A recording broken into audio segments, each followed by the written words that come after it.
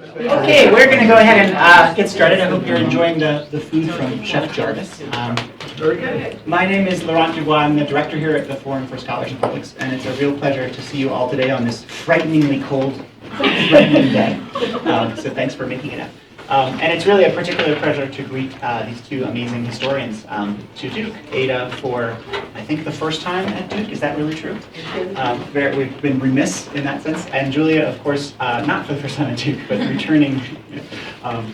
So I'll just do quick introductions, and then we're going to do this in the form of a conversation, and then we'll relatively quickly move into questions from the group, since a lot of you, I'm sure, have questions. I'm going to just pass around our sign-up sheet if you're not on it and would like to get information about other events. Please go ahead. So Ada is fresh off winning her 6th book award for this book, Freedom's Mirror, which is her second book, her first book, Insurgent Cuba, a wonderful history of the war for independence in Cuba. I think it's hard. I was remembering another situation where Bernard Bailyn, after Phil Morgan, a historian about 15 years ago, had won all these awards, sort of said, "I'm sorry, the historical profession cannot do anything more for you at this point." Ada has been recognized with 3 prizes from the American Historical Association in different areas in Atlantic history, African American history, Latin American history. A prize from the Haitian Studies Association, from NECLAS, Latin American Studies Association, and most recently with the Frederick Douglass Prize, which is a big prize for the best book in slavery resistance and abolition. So it's really kind of a sense, it gives a sense of how the breadth and importance of this work. Congratulations on those. It's nice. Julia Gaffield did her PhD here at Duke and has recently published a book called Haitian Connections, Recognition After Revolution. Actually, at 3 here, she'll be talking with her editor about the process of turning her dissertation into a book, which she did with record speed. And a marvelous contribution, and also has edited a book on the Haitian Declaration of Independence, Creation, Context, and Legacy. That's also a great bio. So thanks for both being here. I actually wanted to start with a Duke connection, which is that in 1980s, Julia Scott was a historian who did a PhD here and wrote a dissertation called The Common Wind, which in many ways is kind of an ancestor for all of us, I think, but in particular these 2 books very much are in a kind of lineage, I would say, with that work.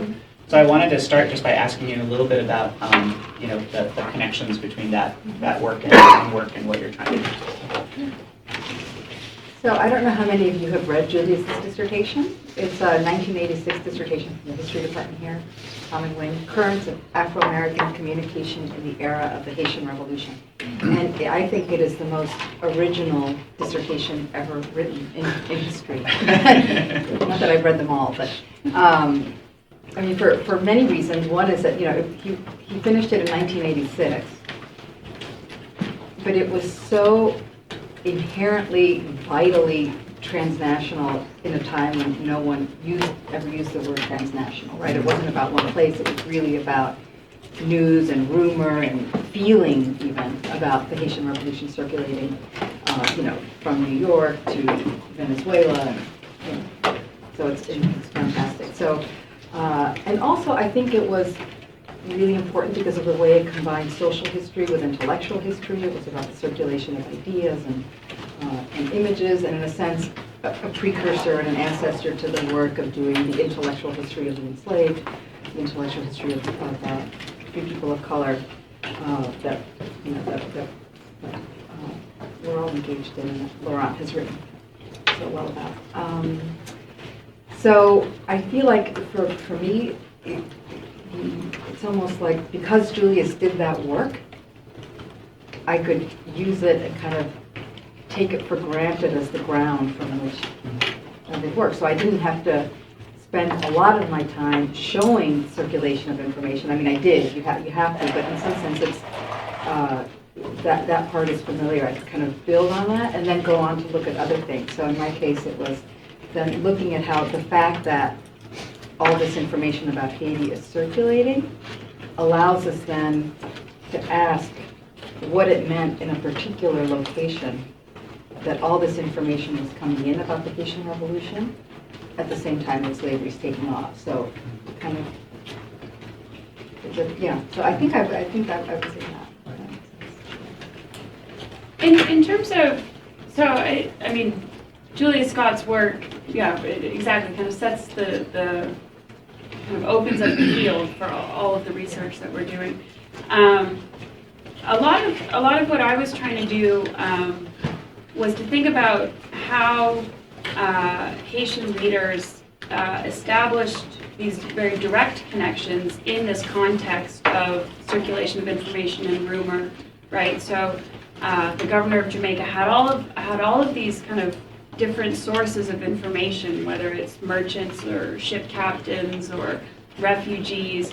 But then there's also this kind of new, very direct connection from the Haitian state that's less based on kind of eyewitness accounts or rumor, and with the kind of diplomatic strain to it. So it's another layer of all of these, the circulation of information, and it's kind of a voice that is much more Haitian than a lot of the other voices that Julius has been talking about, but that are kind of competing in this age of revolution. Can you help us just talk briefly about like what are the links between Cuba and Haitian history during this period? Like how does that work, right? How are we're titling this the braided histories of these two places. Yeah. So give us a sense of like what does that look like concretely? Right. So if I had a map back here, and you could zoom in on what is called the Windward Passage, which is the passage that connects the Atlantic, down to the Caribbean and the South Atlantic. It runs in between Cuba and Haiti. Cuba's eastern point and Haiti's west, 50 miles apart. So there's old colonial maps that show, there's one, I forgot one, that shows the Spanish arriving in Hispaniola. And it's like it has like a boot of a Spaniard stepping out, and it's actually his heel is in Cuba. They're that close, right? So there's like this physical proximity between the two places, which meant that people could grab canoes and row over. People, in both directions. So there's this physical proximity, but also so there's that.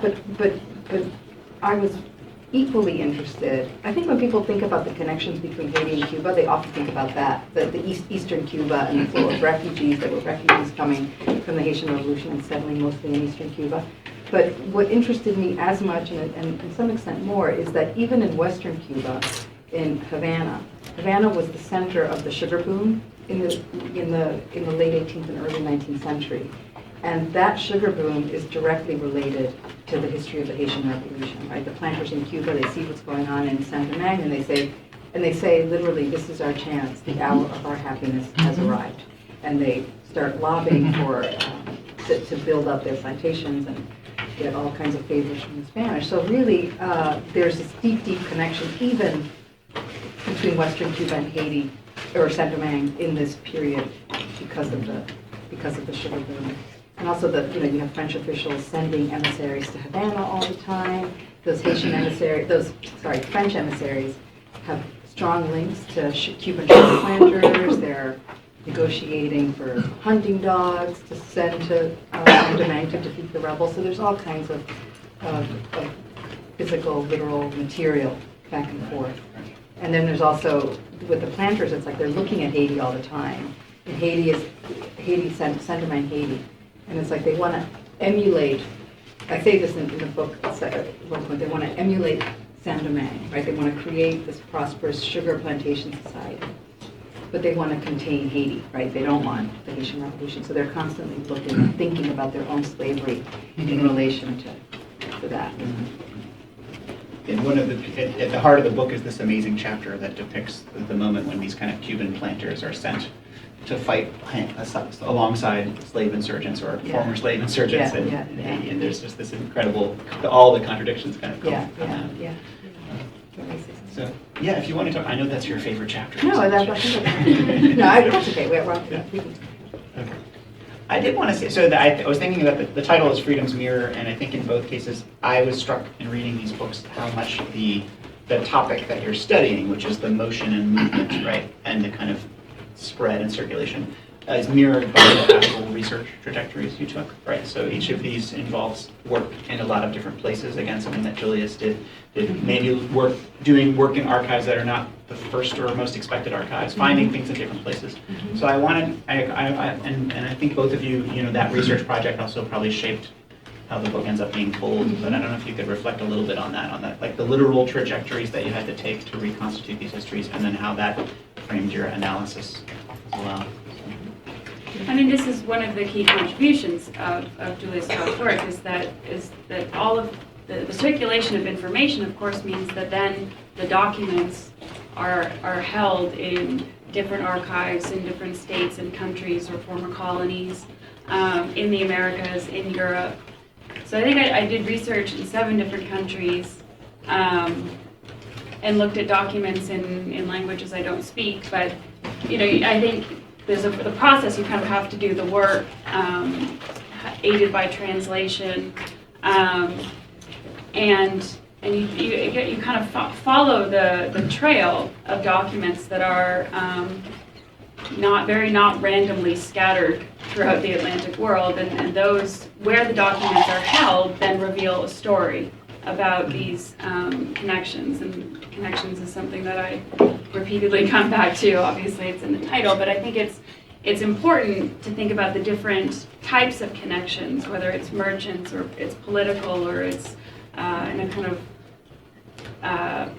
concrete or abstract legal world. So following the trail of those documents really exposes the extent to which Haiti impacted the entire Atlantic world. Although something that I've kind of thought about and in drawing lines of communication that reflect the documents that I use, there aren't any lines of communication between Haiti and anywhere south of Western Europe. So, and I think this is in terms of the kind of diplomatic and legal spheres that I study. So I think this is another area that further research might reveal even more connections in different archives that have yet to be explored. I remember Julius in class would always say, to be a Caribbeanist means to study 17th century Danish, right? Or it's kind of like, the Swedes had copyright this kind of global history of the Caribbean becoming this kind of both bane and opportunity for historians. Yeah. But there are, years of Haitian newspapers in Danish archives that don't exist anywhere else, right? So this is like, you kind of have to pick up the pieces of Haitian archives around the Atlantic world, but then it's part of the storytelling process. Mm-hmm. Yeah, I don't know that I have much to add. I mean, I did the same. I don't remember how many countries. I don't think it was 7, maybe 5. But you do you just have to be. And it's not much of a sacrifice, to be honest, to be open to going to these. Places, but sometimes you just find unexpected. You always find unexpected things. Sometimes in expected places, sometimes unexpected places. But one of the weirdest places I went to was really in the middle of nowhere in Spain. There's this naval archive that just had amazing material, and so I found some of the stuff on from the epilogue, which includes a discussion of some slaving vessels that were headed to Cuba with captives and were captured by the Haitian Navy. And there's all this documentation on these ships in this tiny little archive in this town with like 300 people. The town, it was wild going there. There's only a hunting lodge, it's closed, but it's, so you have to be willing, maybe it's there, and you go. And sometimes you find great stuff, sometimes you don't. There's a character in the Aponte chapter, Juan Garpier. This is Aponte. Who's asking me about Aponte? Anyway, so the Aponte conspiracy rebellion it happens in Havana, different places, but in the Havana version of it in 1812.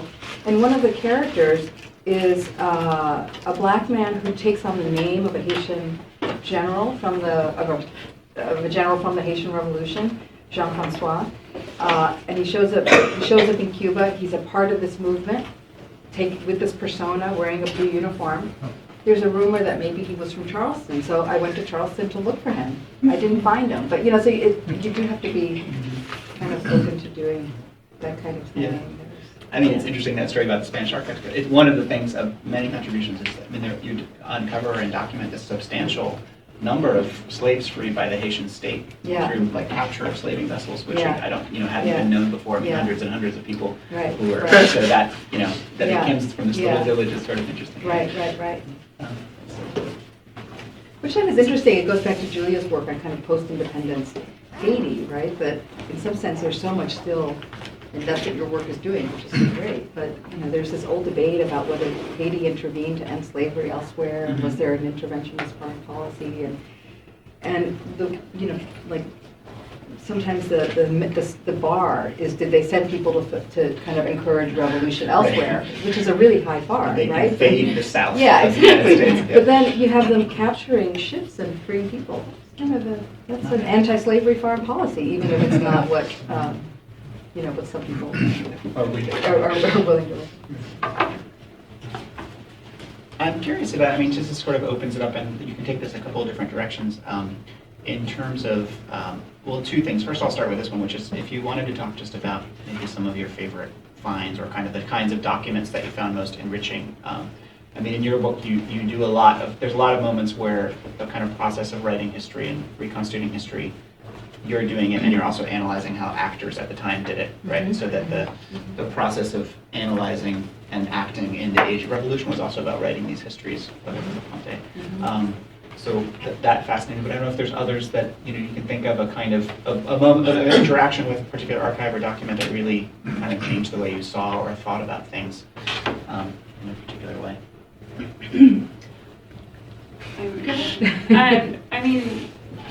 One of the earliest and most exciting realizations had to do with Haiti's first leader, JeanJacques Dessalines. And it's the very kind of simple fact of finding many letters signed, that he signed, regardless of the content initially, was something that was very exciting. And that's in particular because in descriptions of Dessalines, he's often pitted as Toussaint Louverture's kind of opposite. That it's like JeanJacques Dessalines, the kind of violent, illiterate former slave, is like his name is like one run-on sentence or one run-on word.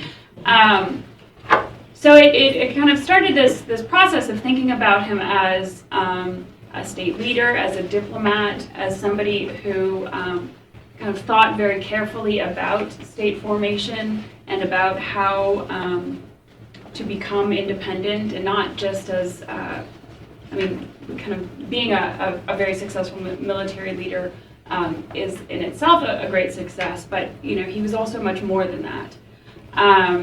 And this has this is throughout the book, but then ongoing, and I've started collecting all documents that I can find that he signed or that were said to have been signed by him.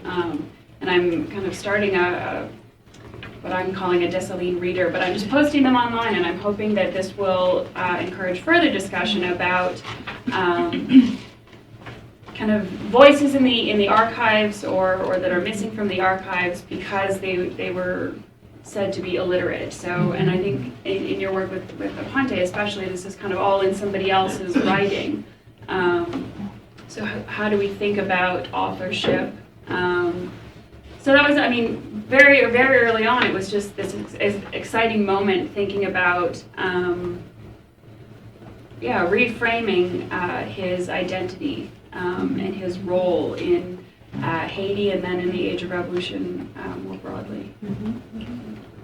Yeah, and I think for me, in terms of the sources, the ones that I've most enjoyed working with are testimony taken during instances of slave conspiracies or slave rebellions, and they're just an incredible treasure trove that's really deep in a sense. There's hundreds, probably, I'm sure, hundreds of thousands of pages of testimony scattered in archives in Cuba and Spain, and I'm sure elsewhere for other places.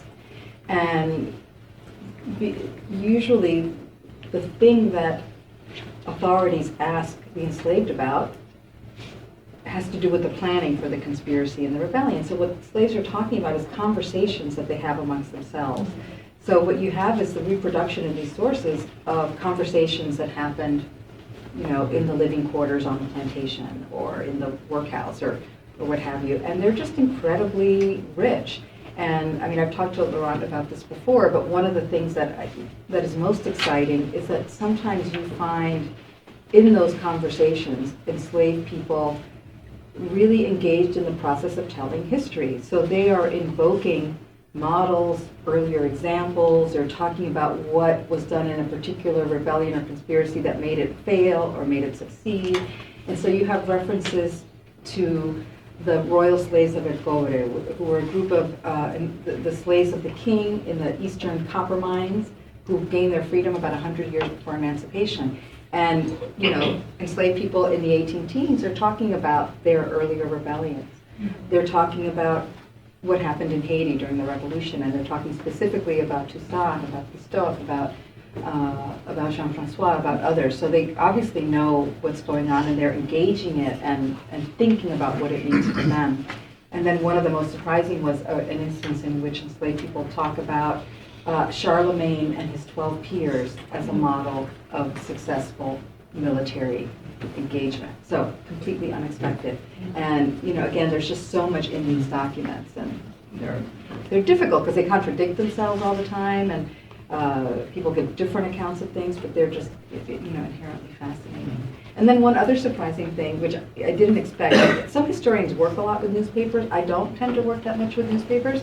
But one of the things I found early in the project was that in the official newspaper of the government of Spain, published in Madrid, it's called the Gaceta de Madrid, in 1804 and 1805, they were publishing in translation these Haitian foundational documents. So the Haitian Declaration of Independence was published in Spanish in this official publication that's been circulated in Cuba. People of color, and the governor says people of color are reading this, they're talking about it, so they were reading all kinds of declarations by Dessalines, right, and Christophe and others. So that I hadn't expected. Can you tell us, for those, people who aren't all familiar with the First Apontes book, which is, an incredibly cool thing that other people have studied, but you do amazing work reading. Just maybe tell us a little bit about this missing book and. Right. Oh, you gave him the. Sorry, I gave away the punchline. The book that I don't know what. Yeah. So José Antonio Aponte was a free black man in Havana at the end of the 18th, beginning of the 19th century. He was a veteran of the colonial black militia. He was a carpenter, an artist. He made wood sculptures of saints that were used in commission for colonial churches.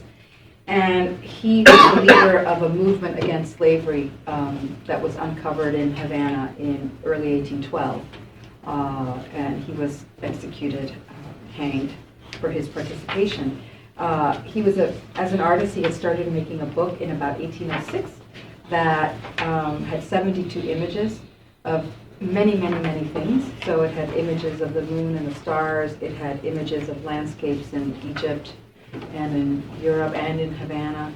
It had pictures of kings, both European and African, of popes, of black librarians, of black diplomats, Prester John, the black king of Ethiopia, right? So it was just this amazing resource, and when he was questioned, his house was searched.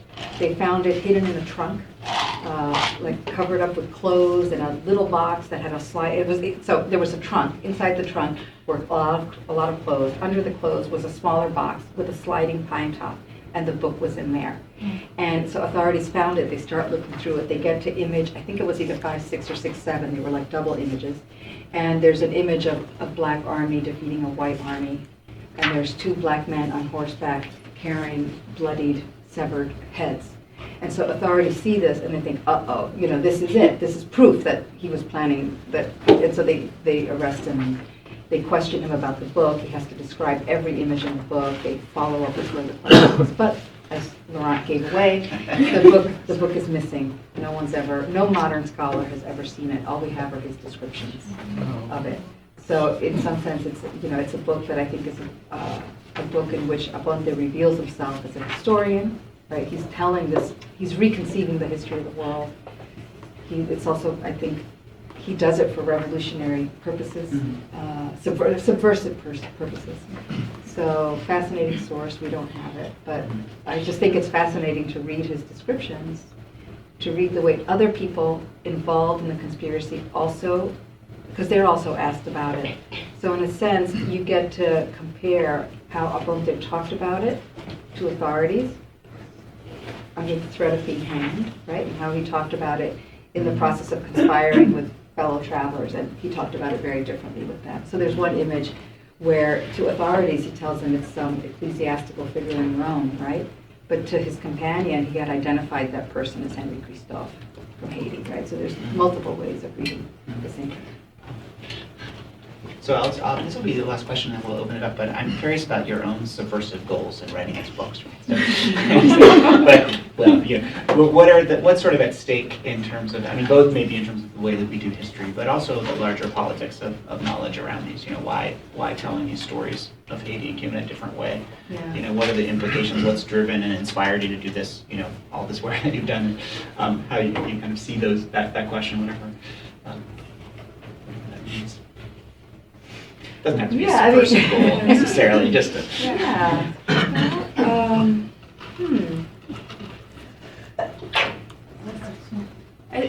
Go ahead.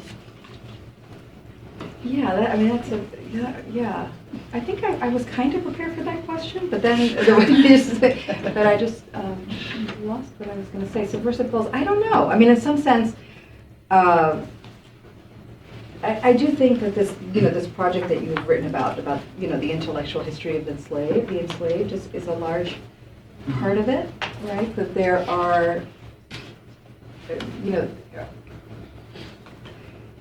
looking at Aponte and others, right? Not just Aponte in this way, right? As that they're historical actors, obviously, but it's not just a question of kind of writing about them as people with agency. It's really just.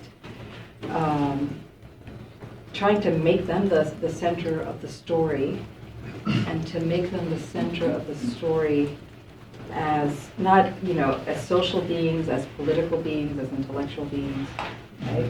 So I think that's part of it. I don't know that that's subversive, but it's, It might be kind of subversive, right? Yeah. In a sense. Yeah. In terms of how history is often conceived. Yeah. Still, right? Right. Yeah, just centering the people and places that aren't usually centered, right? So that's Hate kind of often gets used as an example for various kind of points, often negative, and I think, and that begins, right, the idea of Haiti, Right. and then the kind of the possibilities, both positive and negative. Right? This is an idea that starts at the time, but I think also in more recent times, either in history writing or in journalism, what Haiti kind of represents often ends up being a very simple reading, and it's a very kind of flat history.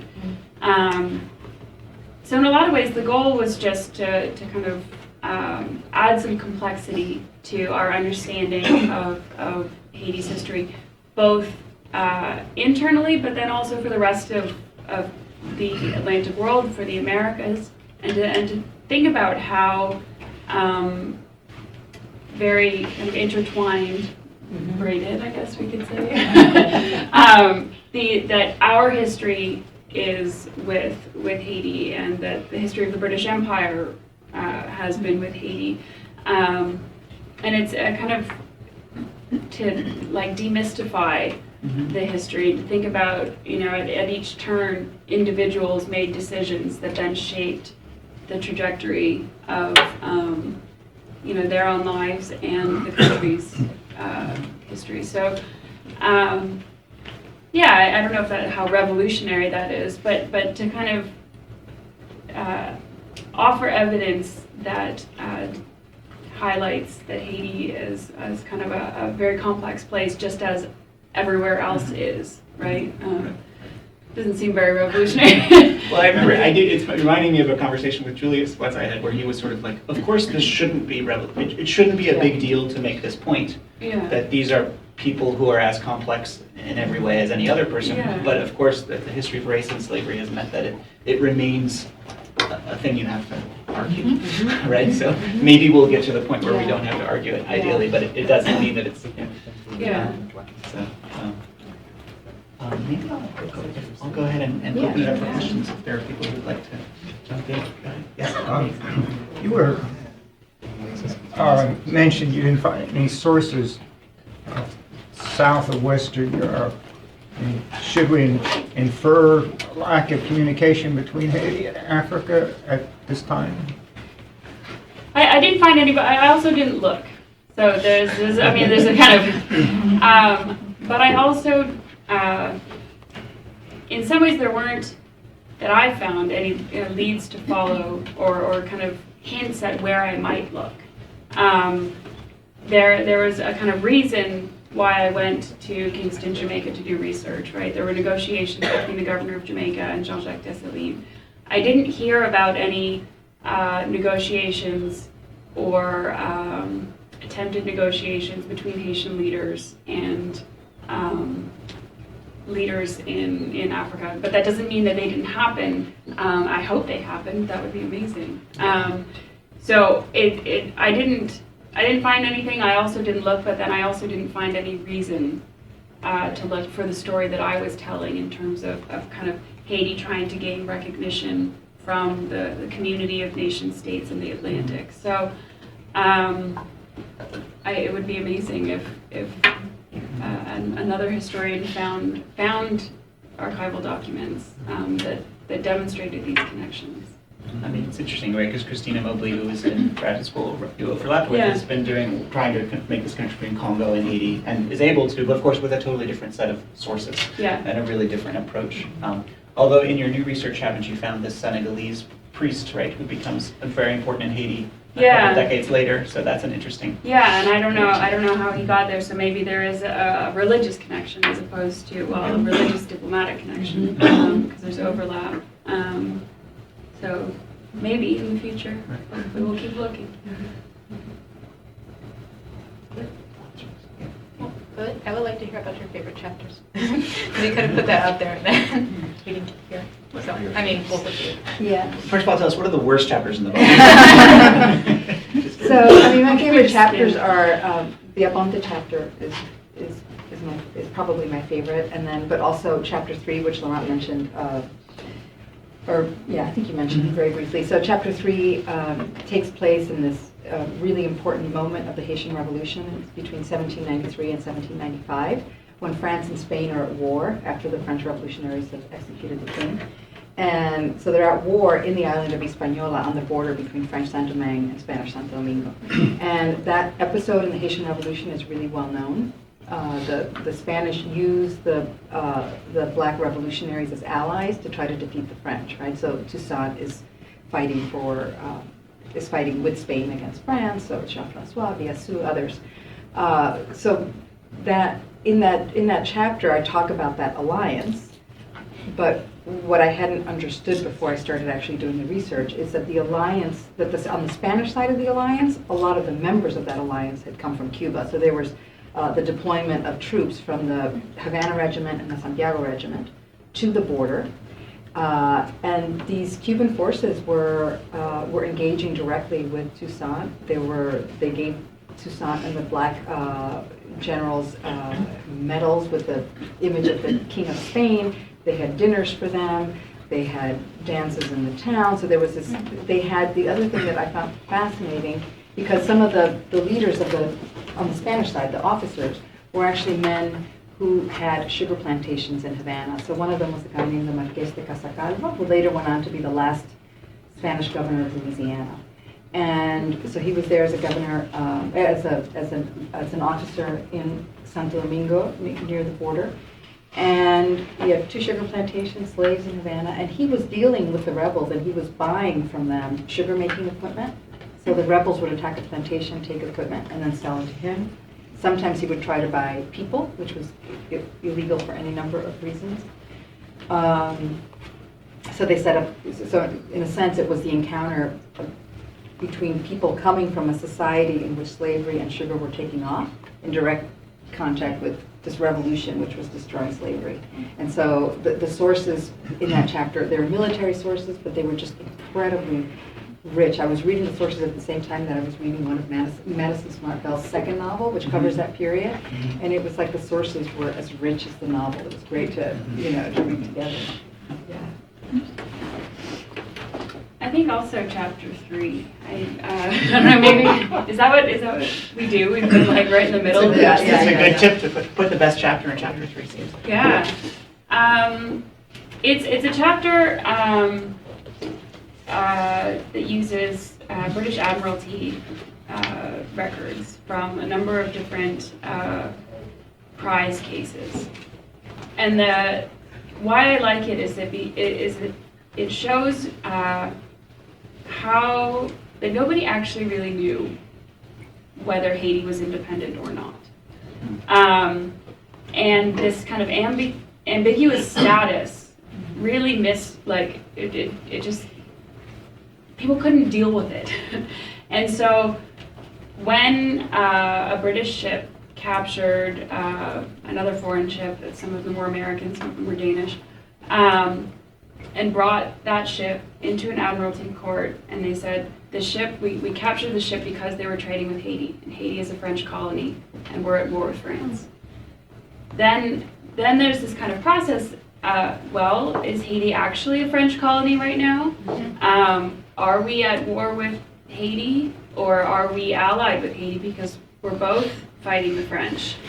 And so there's this interesting conversation about what are they? And are they independent, but we haven't recognized them as being independent? And the conclusion, you don't need to read it now, is that kind of Haiti, because British ships are allowed to trade with Haiti, Haiti is therefore at least temporarily independent.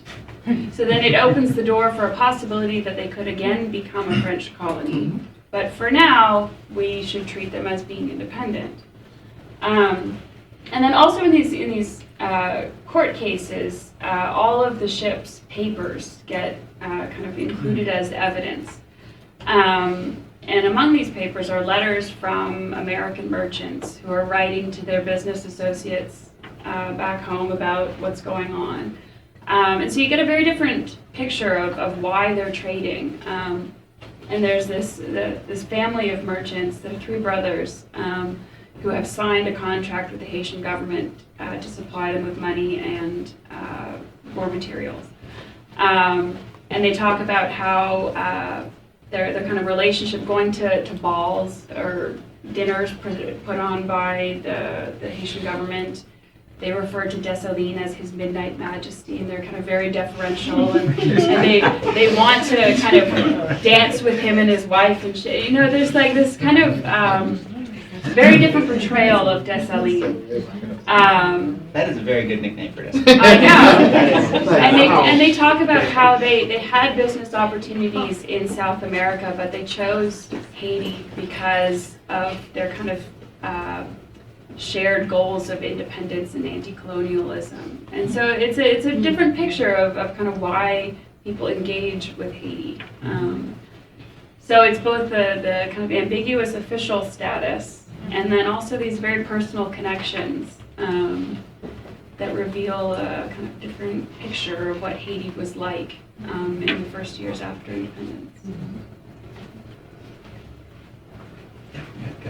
Well, in that regard, I was reading the Declaration of Independence, started to read it before lunch, and I picked up that the Declaration of Independence was written well after the Revolution. Apparently, it refers to 12 years before now, and And it's the initial part of the Declaration is addressed to the generals, which I thought was interesting. So I thought, well, were the generals running the country during this whole period? And there's a section talking to the citizens and calling on them to purge the country of the French, essentially. So what you're saying kind of sheds a little more light, but I wondered if the author, I'm sorry, I didn't pick up your whole name.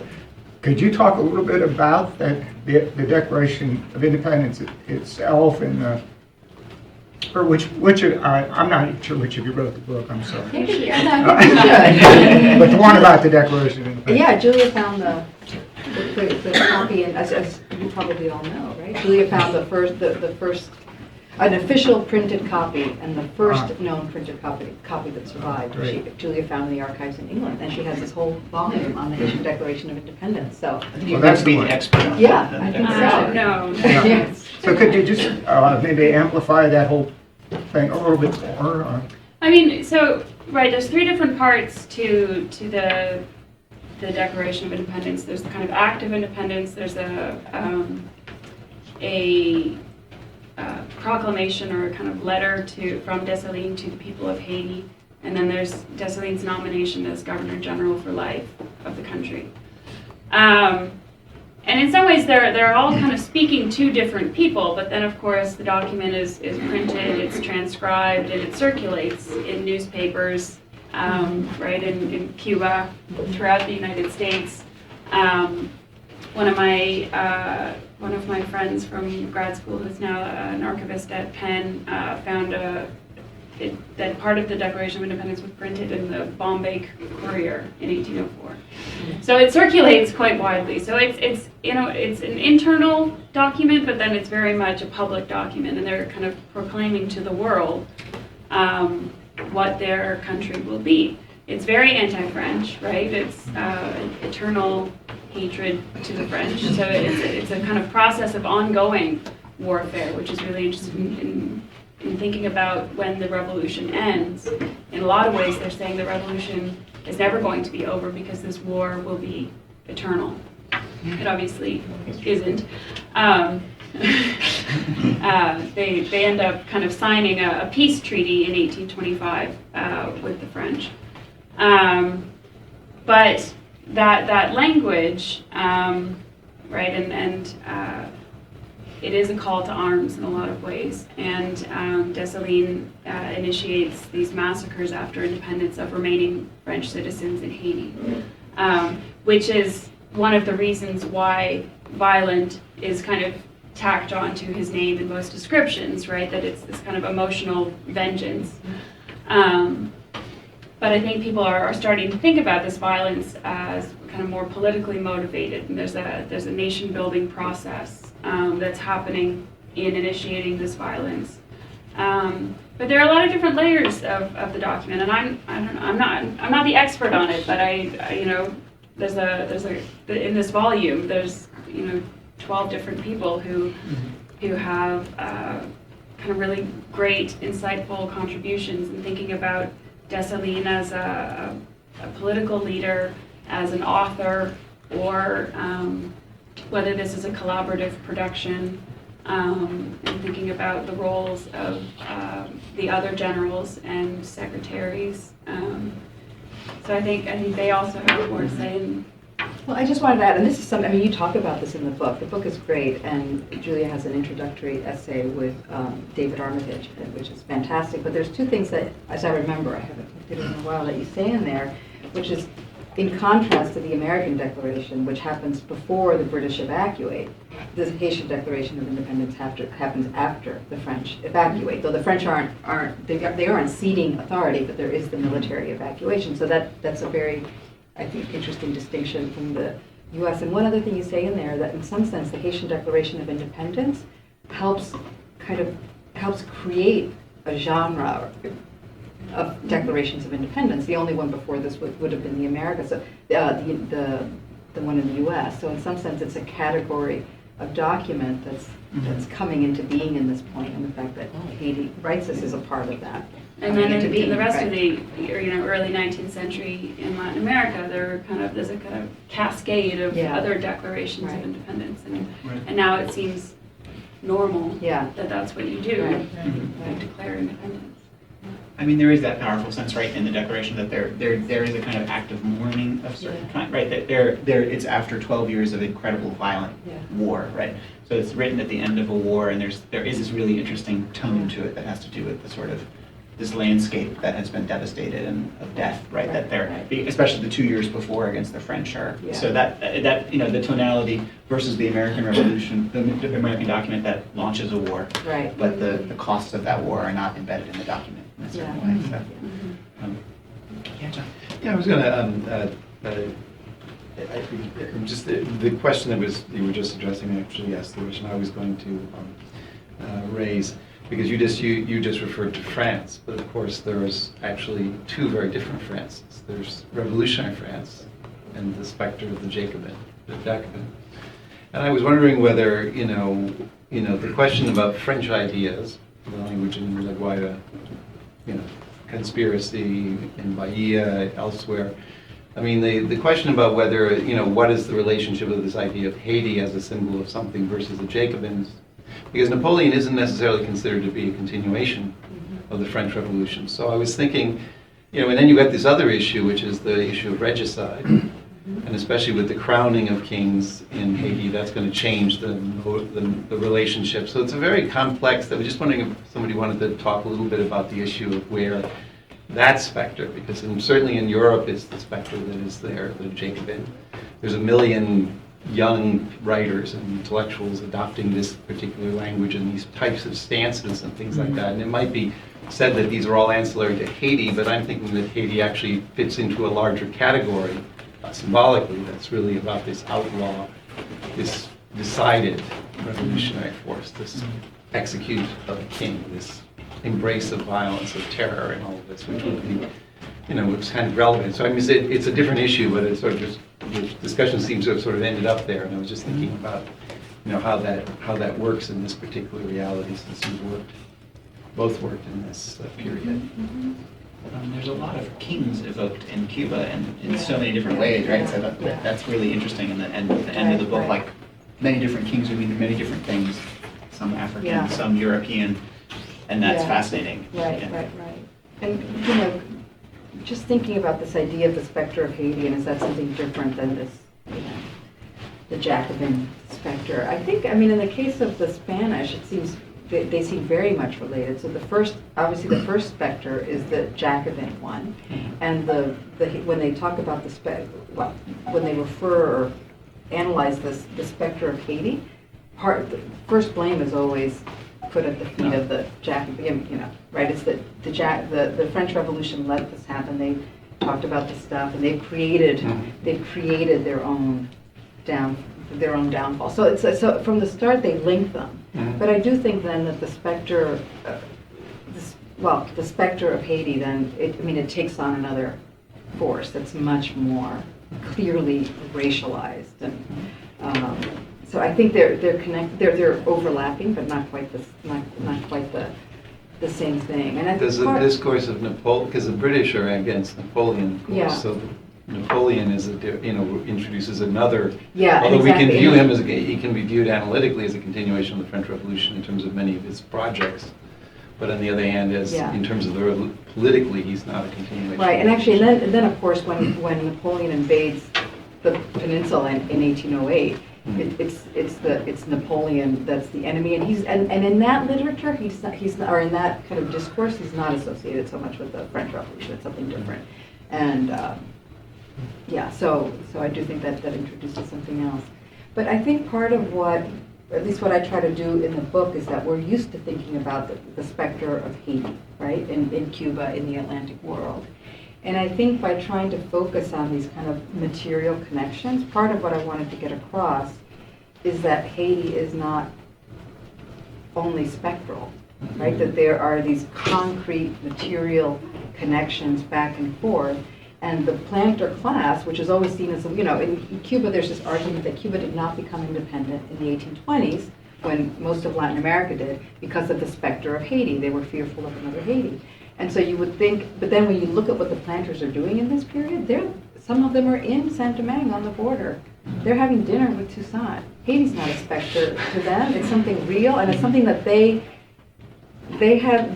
confident that they can control, right? So anyway, so I wanted to talk about the specter, but also move beyond the spectral kind of idea.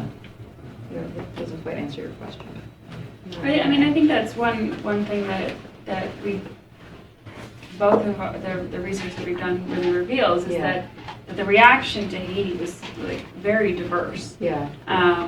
And there was the sense that it could be controlled very strategically, or that it could be used to their advantage, right? The British also thought that this was great for their sugar economy. Yeah, right. It didn't end up being quite as successful as in Cuba. Yeah. But there is a kind of very diverse reaction based on geography or location, but also based on political goals, military goals, and at a kind of individual, but also at a state level. So it's just like, it's really diverse, and then the idea of Haiti is not as important as the kind of reality of what these new connections or kind of barriers might be. And it's also, just if I could add to that, it's not just in terms of the planting, because you think about an elite having this fear of Haiti, or the being shaped, being their political actions being decided in part or influenced by the specter of Haiti. But also in the case of the enslaved or free people of color, there's a way in which Haiti, not as specter, but as this hope, can also be kind of abstracted. And I wanted to show there too that they're on the docks. They're seeing when these ships come back and the captives have been freed in Haiti, right? And they're also very much aware of what Haiti is doing later as a state, what the revolutionaries are doing. So for them, it's also something concrete, not just this kind of vague hope. Yeah, Right. Yeah. absolutely. Yeah. Well, thank you both so much for these amazing books and all your work, and I'm happy to do other questions.